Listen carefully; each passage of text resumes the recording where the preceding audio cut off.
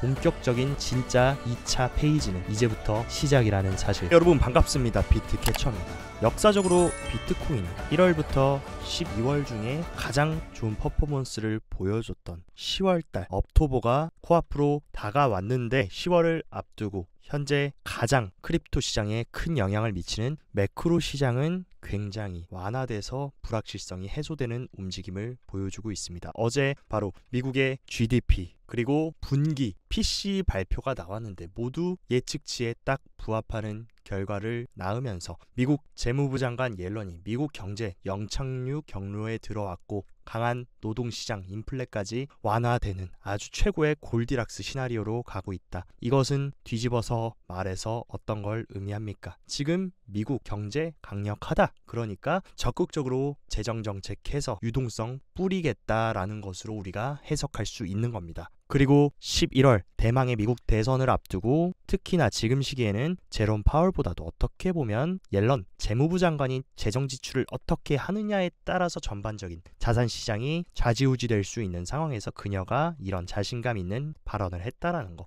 적극적으로 머니 프린팅 하겠다라는 의미로 우리가 해석할 수 있고, 그리고 이번에 미국에서 50bp B컷 인하를 한 이후에 전반적인 글로벌 선진국들의 금리 추이를 보면 어떻습니까? 미국만 금리를 내린 게 아니라 유로존부터 유럽, 캐나다까지 모두가 다 일제히 금리를 내려주는 움직임. 그렇다라고 하면 미국만 내리는 게 아니라 전 세계 글로벌 중앙은행들이 다 금리 내리고 유동성 공급한다. 충분히 크립토 시장에 상승 촉매제로 작용할 수 있는 움직임들이 지금 글로벌로 나오고 있는 거고, 여기다가 완전히 기름을 부어버린 거 뭡니까? 중국이 지준율 인하한다라고 얘기했는데 지금 인하 예고한 지 사흘 만에 바로 오늘입니다. 오늘부터 바로 지준율 0.5포인트 인하하고 190조까지 풀어버린다는 거. 글로벌 중앙은행들 금리 내리고 G2인 중국까지 지준율까지 인하해서 이렇게 돈 풀면 시장이 꼬꾸라 내려가겠습니까? 자금들이 들어오면서 상승하겠습니까? 그리고 여러분들이 꼭 아셔야 되는 사실, 핵심적인 자산군 중에 비트코인은 글로벌 M2 방향으로 움직이고 다른 자산보다도 더 많이 움직였다. 그러니까 시중에 통화량이 공급되고 유동성이 풍부해질 때 가장 많이 상승했던 부동의 1위는 S&P 500도 금도 아닌 비트코인이었다라는 사실. 이런 식으로 금리를 내려주고 유동성을 공급할 때 가장 상관관계가 높고 가장 강력하게 반응하는 게 비트코인이라는 사실. 특히나 지금같이 이런 시기에는 비트코인이 강세를 보일 수밖에 없는 글로벌적인 환경이 만들어졌다. 그리고 글로벌 물가의 가장 중요한 요소라고 볼 수 있는 에너지,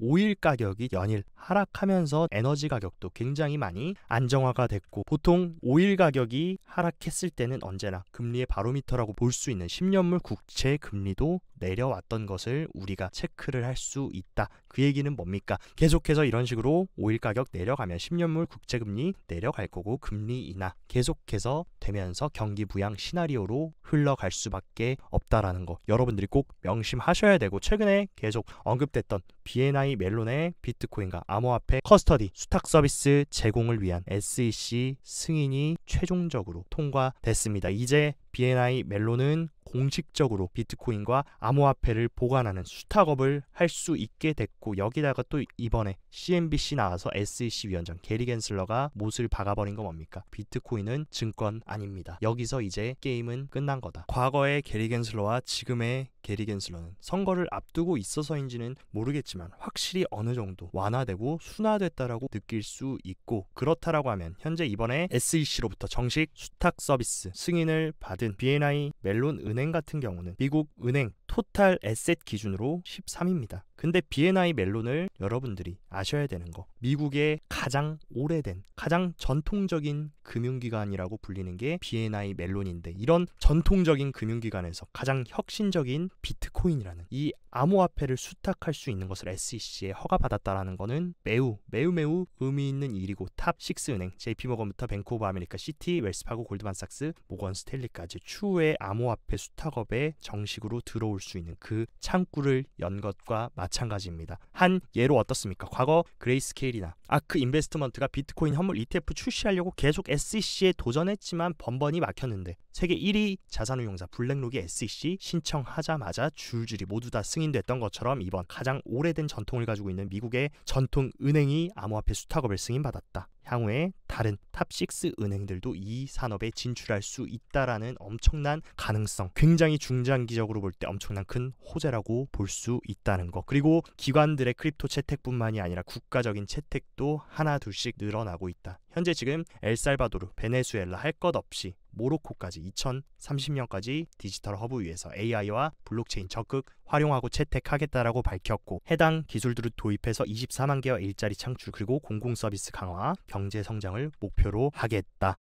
지금 중동 시장까지 글로벌 암호화폐 거래량의 무려 7.5%를 차지하고 있다. 왜냐하면 중동도 비슷합니다. 세계 은행에 따르면 중동과 북아프리카 지역 성인의 50% 미만만이 적절한 은행 서비스를 이용할 수 있다. 이런 식으로 은행 서비스가 갖춰지지 않고 상용화되지 않은 이런 국가들은 당연히 이 암호화폐라는 탈중앙화된 금융을 사용하는 것이 훨씬 더 유용할 수 있고, 그리고 특히나 이 중동에서 어떤 국가들이 지금 적극적으로 크립토의 친화적 움직임을 가져가고 있느냐. 중동 경제의 핵심국이라고 볼 수 있는 아랍에미레이트와 사우디아라비아가 특히나 더 크립토에 높은 관심을 가지고 있다라는 것. 중동도 이제 국가적 차원으로 적극적인 채택과 엄청난 오일머니가 크립토 시장으로 들어올 수 있음을 시사하고 있다. 즉 쉽게 말해서 전 세계가 지금 변화하고 있다라는 것을 여러분들은 눈치를 채야 됩니다. 그리고 국내 우리나라 같은 경우도 두나무와 K뱅크, BC카드가 디지털 금융서비스 협력 MOU까지 체결하면서 적극적으로 이 크립토 시장과 가상자산 시장, 그리고 결제 시장을 확대시키고 육성하려는 움직임을 가져가고 있습니다. 그래서 중장기적인 협력관계 구축하고 디지털 금융서비스 개발할 계획이다. 안전하고 믿을 수 있는 가상자산 거래 환경을 만들겠다. 우리나라도 어쨌든 거래량만 놓고 보면 암호화폐 시장이 굉장히 중요한 국가 중 하나고, 그 누구보다도 투자에 진심인 나라입니다. 우리나라도 이런 식으로 적극적으로 채택하고 이런 산업을 규제하고 막으려는 SEC 게리 겐슬러 같은 정책이 아니라 적극적으로 채택하고 활성화시켜서 이 시장에서 우리가 파이를 가져간다라고 하면 충분히 블록체인이라는 4차 산업혁명의 핵심적인 기술을 선도해 나갈 수 있는 그런 위치로 자리 잡았으면 하는 마음입니다. 그리고 또한 아시아의 그레이스케일이라고 불리는 매트릭스 포트 같은 경우는 비트코인 10월에 급등 가능성 크다 발언해주면서 4분기에 불리시한 흐름으로 갈 수 있다라는 강력한 발언을 해줬고, 그리고 싱가포르 소재 유명 트레이딩 업체인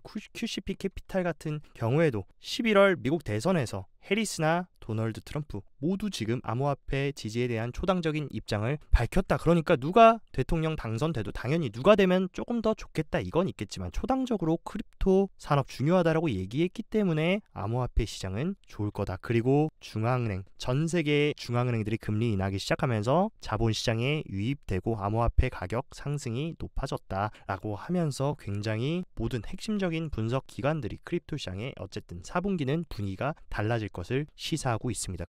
가상자산 시장에 새로운 바람이 불고 있는 거 뭡니까? 최근에도 여러 번 강조드렸던 비트코인 핵심 공급단인 채굴 기업들과 최고의 혁신으로 평가받고 있는 AI가 지금 결합하는 움직임을 계속 가속화해 나가고 있다. 비트코인 대형 채굴 업체인 허팔 같은 경우에도 새로운 GPU 임대 서비스 클러스터를 하면서 AI와 콜라보하려는 움직임 가져가겠다라고 밝혔고, 또한 세계 1위 채굴 기업인 마라톤 디지털 같은 경우도 적극적으로 향후에 AI와 콜라보를 하면서 대대적으로 추진할 계획을 가지겠다라고 마라톤 디지털의 CEO 피터 틸까지 공식 석상에서 발언을 해줬다. 그리고 또한 최고의 최첨단 채굴기기를 만드는 채굴기업인 비트디어 같은 경우도 어떻게 보면 반도체 대만의 삼성전자라고 볼 수 있는 TSMC와 파트너십을 맺고 성공적인 테스트 후 최첨단 채굴 칩을 출시했다. 이런 식으로 계속해서 시간이 지나면 지날수록 가상자산, 크립토 시장과 AI가 연결고리처럼 계속 결속이 되고 4차 산업혁명의 가장 중요한 혁신인 AI와 크립토가 계속해서 콜라보레이션 하면서 같이 가는 움직임을 가져간다. 그 얘기는 뭡니까? 중장기적으로 미국의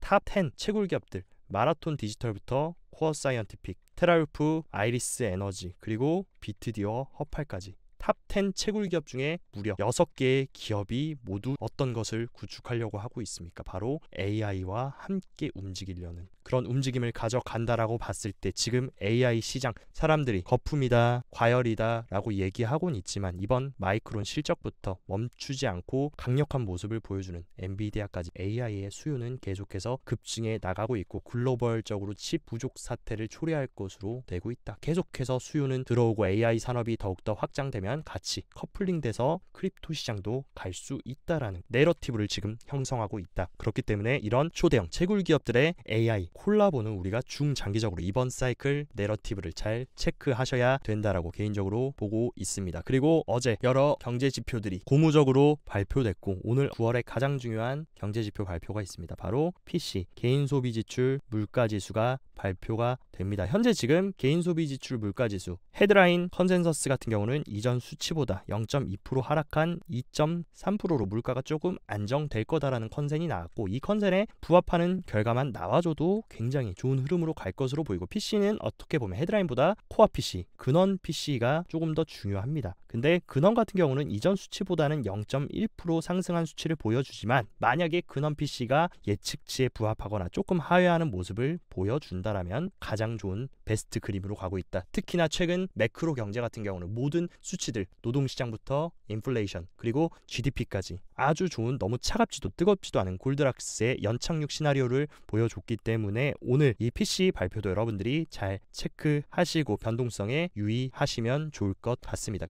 몇 가지 온체인 데이터를 한번 체크해보면 10개 이상의 비트코인을 가지고 있는 고래들 같은 경우는 무려 5월달부터 비트코인이 내리락 오르락 내리락 오르락 내리락 오르락 하면서 흔드는 와중에도 계속해서 멈추지 않고 비트코인을 축적했고 무려 62,000개의 코인을 축적했다. 이 얘기는 쉽게 뒤집어서 말하면 뭡니까? 개인들은 이 흔들기에 따라서 비트코인 팔고 도망치고 시장에 강제 퇴학 당했지만 이런 고래들은 계속해서 비트코인을 축적했다. 즉 굉장히 큰 손바뀜이 꽤 오랜 기간 조정 동안 이어졌다라고 볼 수 있고 코인베이스 프리미엄 같은 경우도 확실하게 지금 양수권에서 놀면서 미국 기관들의 매수세가 다시금 살아나고 있다는 것을 방증하고 있다. 그리고 코인베이스 프리미엄 24일 이동평균 같은 경우도 확실히 영선을 돌파하면서 추세를 잘 살려주고 있는 만큼 이제 9월 말을 기점으로 10월부터는 다시금 적극적인 미국 기관들의 유입과 고래들이 유입이 들어올 수 있다는 것을 시사하고 있습니다. 그렇다면 비트코인 차트적으로 한번 체크를 해보자면 일단 제가 가장 중요하다고 말씀드렸던 전고점인 65K를 확실하게 일봉 종가로 돌파하고 지금 리테스트까지 마치고 65.7K 부근에 위치를 하고 있습니다. 이런 흐름으로 가고 있고 가장 중요하다고 말씀드렸던 이 보라색 200일 이동평균선까지 확실하게 돌파한 만큼 충분히 저는 계속해서 넘지 못했던 마의벽 확장세기 상단을 이제 충분히 시도해 줄 수 있을 것으로 보이고